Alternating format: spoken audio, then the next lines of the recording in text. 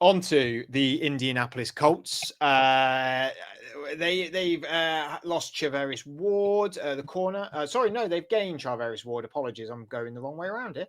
They've brought in Cameron Bynum, brought in Daniel Jones, notably, made some re-signings in Ashton Doolin, Mo Ali Cox. They brought in Khalil Herbert. They lost Will Fries. They've lost Deo Adeyingbo. Smashed it every time I smashed names. Ryan Kelly, they did lose as well. I think that's a massive loss. Joe Flacco, obviously gone. Julian Blackman, which is a big loss, I think, as well. Ronnie Harrison gone as well. And in the draft, they took Tyler Warren, the tight end, that was definitely sought after from Penn State at the 14 pick. They bought in JT Tuimoloa, the defense end from Ohio State. Did I get that one right? Did I get it right? Near enough, yeah. Tuimoloa. Tuimalau. Yeah, I don't know. It's close enough. You're good enough. I got it fine. Took Riley Leonard, the quarterback out of Notre Dame, in the 6th round. Gonna say it. I think his team's a mess. I think the Indianapolis Colts, for as long as we have been doing the podcast with Andrew, Adam, and myself, every year this is the year for them. Look at their squad. Look at the names on the piece. But look at the moves they made. Look at the quarterback they've now brought in. Okay, it was Phillip Rivers, but this guy can play. Matt Ryan. Oh yeah, but this guy can play. Michael Pittman, fantastic. DeForest Buckner, incredible. I stamp my ticket. I'm out on the Colts. Stamp my ticket. Yeah. I think I'm probably with you at the moment. I think we've been bitten too many times, to be honest. And now when you look at it and you look at the roster and who they've got there, the positive side of things is they really struggled against defending the pass, and they brought in Charvarius Ward and they brought in Cam Byram. And that will help them a lot, because they were a team that you could score pretty easily on over the top. So I think that you're seeing that they've brought in a couple of decent players there, and that's definitely a good start for them.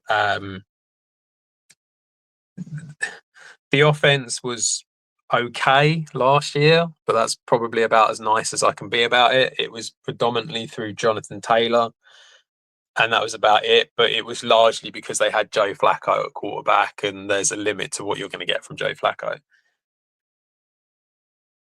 This is just all about the quarterback play, isn't it? Yeah, this is the problem that the Colts have. And the fact is, it's that they haven't. It's that thing again. It's like, if you've got more than one quarterback, you haven't got a quarterback. And they've got two quarterbacks. Anthony Richardson is so inaccurate. It's ridiculous. And actually, one thing that I did a stat was that his pass completion percentage is 52%. This is from PFF. 52%, but it's not 52% just in the whole game. It's 52% in a clean pocket. Yeah, that's some negative reading if I've ever heard one. Basically. And we all said when they first took him, he hasn't played enough. He's struggled. He hasn't done enough at Florida, and he needs more game time. And this is what you're getting from it. So they've gone out and they've got Daniel Jones, who, again, not a particularly great quarterback. He's done a few bits at the Giants, which were okay, but I mean, you're not going to get much with him.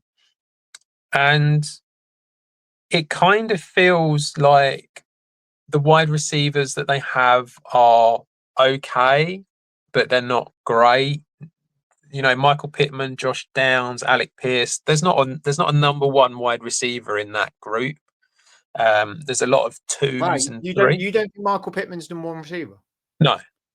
I don't. I totally agree. I just think I've been on it a little bit quicker than a lot of people. Yeah, I think you have. I thought it was about 2 years ago. Yeah, no, I think when you look at them and what they've produced, I feel like Pittman has probably produced more than the others, but I just don't really feel like he's at that point where he's never kicked on. That's the problem with Pittman, and in fairness to him, it's largely because the quarterback play has been so poor. So, but considering they've got this situation where again the quarterback play is probably going to be pretty poor, I don't see either of them really kicking on. The O line is again, it's okay. I mean, roughly again, the running game that they had, it was about middle of the league, so the O line was doing all right, but it wasn't doing great. Jonathan Taylor, I think, will have another decent season because I just think he's a very good running back. And also Tyler Warren, obviously, who they've brought in at tight end, I think he will have a really good season. He will be good for them because of he will just get loads of targets, and it's like so he'll be the real main sort of chain mover, I think. But despite all of this, and it's like you can analyze the whole team because I actually think the team in general is okay and is not far off of being a playoff team. But it all doesn't matter because the quarterback just isn't very good, whether that be Anthony Richardson or Daniel Jones, and neither of them are going to get them now. I think the biggest unsaid thing in the NFL at the minute is this is a poorly run franchise. Mm-hmm. They have not solved the quarterback issue since Andrew Luck. It No, was a string of poor decisions at the draft, poor decisions of bringing people in. I go back to when I said Philip Rivers and Matt Ryan. No one said that was a bad move, but they all went, well, that's like a year.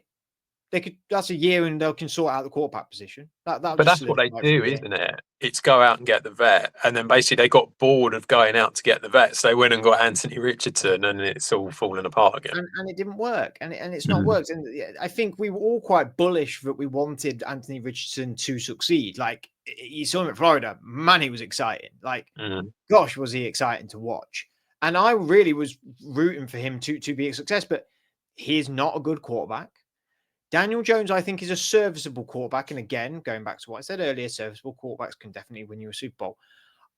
But he had a decent defense in New York. And I'd say the Colts are a decent defense. Though names on paper, I think names on paper, this team's really good. I just think the names on paper it ain't working really. And I don't think Shane Steichen's particularly done much to get this team better. I think they're very, very much stagnant. They're very much in a middle ground of what they want to be and where they can go. They could do with a bit of a rebuild, to be honest. I think they could sort of from the ground up. DeForest Buckner's what 32 now. They've tried to get a few good at. Quitty Pay's been decent, but you look on the other side of it. He in drafts gone by. Could they have been in the race for someone like Rashawn Gary, who's then gone and done fantastic at Green Bay? I think they were in amongst them picks, I suppose, for that. I mean, don't quote me on my history there, but when you think of sort of names that have come at the edge position that went lower down in the draft, they could have done better. And I like Quitty Pay. He was a Michigan guy, right? Like he was a good player, but again, it's all for naught if you don't sort the quarterback position. Yeah. It is all for nothing if the quarterback position is not solidified. We've seen teams do pretty good with their quarterback going down injured and their backup coming in, and that's understandable. But when your starting quarterback is either Daniel Jones or Anthony Richardson, I mean, what are we doing here? Like, what's the progress here? What's the moving forward? It's like you said, it's embarrassed Michael Pittman for year on year. He's not shining like a number one wide receiver like he should do. And someone like Chris Olave is a little bit the same, but Chris Olave's done more than Pittman, I feel. Definitely from the eye test, I don't know about the stats, but the eye test. But wasn't they the same draft? Was Michael Pittman the same draft as Olave and Wilson. London? Oh, was it London? Was that one? I can't remember now. I can't remember now. Maybe I'm saying that wrong. I, But I think. I would group him in that guys. Yeah. No, I know what you mean. Players Yeah. on poor teams who had all the talent and what have they done with it?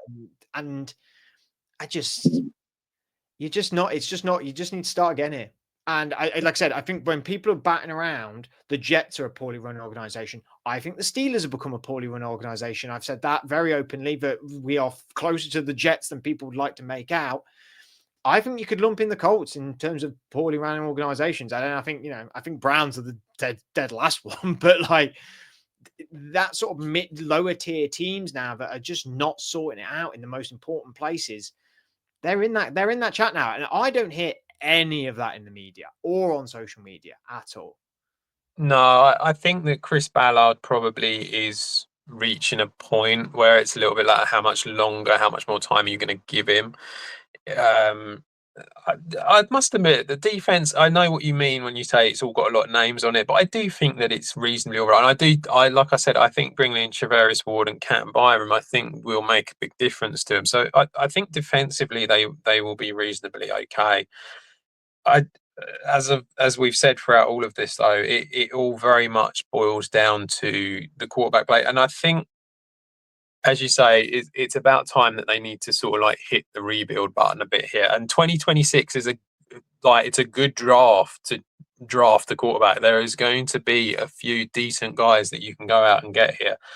And I think if it starts off poor, you've kind of got to embrace it a little bit and go for the not tank completely, but try and get yourself in a decent pick probably in the top 5 or top 10 and maybe push yourself up, trade up if you really need to and go and get the guy that you really like, because otherwise I think you go into week 6 with 1 win. I mean, when's the trade deadline? It's week 8.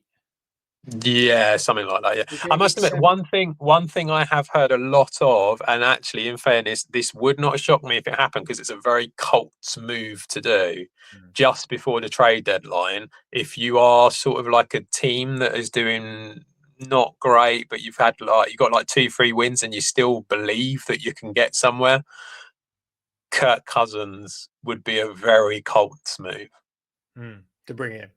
Yeah. That's if they're on that side of it, though. I mean, they're playing. Yeah, they have to be like. They host Miami, they host Denver, they're at Tennessee, at LA, as in Rams, sorry, not Chargers. Host the Raiders, host the Cardinals, at the Chargers, host Tennessee. I could see 2 wins in there. 3. Yeah, I mean, but I think 2 or if they can come out, so that's the first 8. If they come out 3 and 5, I think they would believe that they could turn things around and they might trade for someone like Kirk Cousins.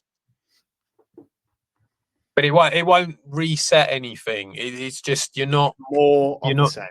Yeah, absolutely. Yeah. How very Steelers of them. Final